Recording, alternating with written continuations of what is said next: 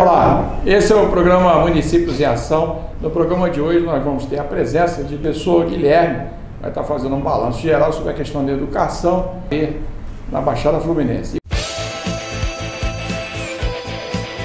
Bem, estamos de volta, esse é o programa Municípios em Ação e hoje com a participação especial do professor Guilherme e do Dr. Franklin. Queria até aproveitar, professor Guilherme, a gente vai interagir aqui, vai ter outra oportunidade até para explorar mais o conhecimento dos senhores, mas eu queria do professor Guilherme, nós estamos agora no momento que vai chegar a questão do Conselho Tutelar, né? Isso. Tem muitas vezes a pessoa não entende qual é o papel do Conselho Tutelar. O Conselho Tutelar ela tem uma ferramenta poderosa de proteção para a sociedade, inclusive para as crianças.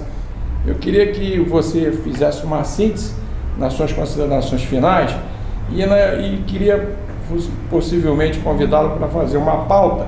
Professor Guilherme, queria sua opinião sobre a importância do Conselho Tutelar para que a população tome conhecimento desse papel, né? Uma ferramenta poderosa de proteção às famílias e principalmente às crianças. Sim, o cidadão comum ele não tem uma noção do que é o Conselho Tutelar, até porque não é divulgado. E as pessoas pensam que o Conselho Tutelar ele existe para tomar o filho do pai que corrige o seu filho quando ele erra, e não tem nada a ver uma coisa com a outra. O Conselho Tutelar ele é um órgão autônomo e ele funciona na proteção dos direitos fundamentais da criança e do adolescente. Ele é de 1990 e a principal função dele é chegar a fazer a ponte entre o poder público municipal e a necessidade da criança e adolescente.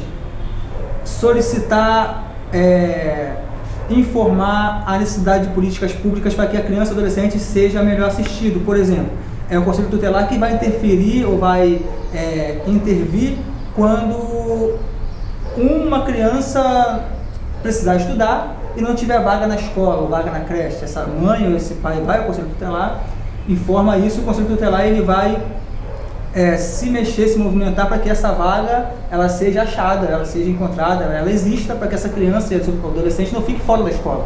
É direito fundamental da criança ter educação.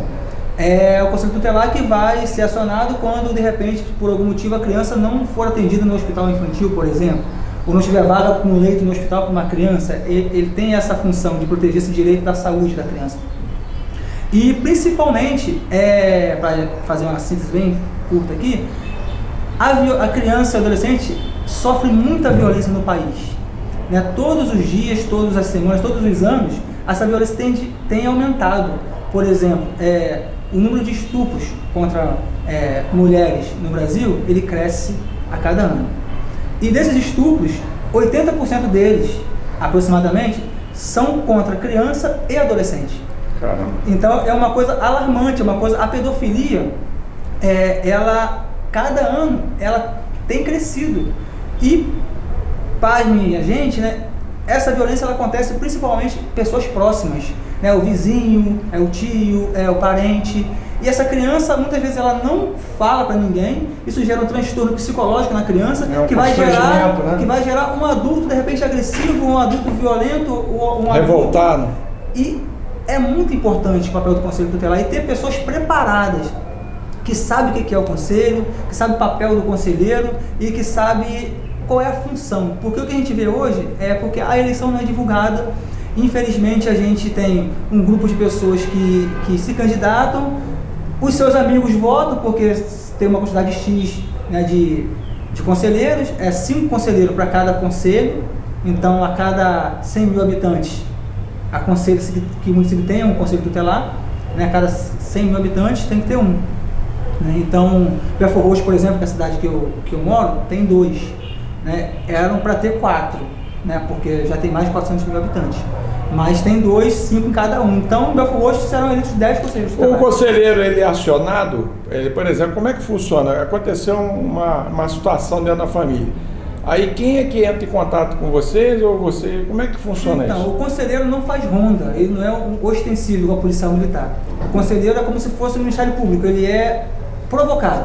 Alguém liga, faz uma denúncia ou vai até o conselho. Tem uma ouvidoria, é isso? Faz uma denúncia e o conselheiro vai averiguar essa denúncia, ele vai buscar os fundamentos, se é verdade. Ele tem poder de polícia?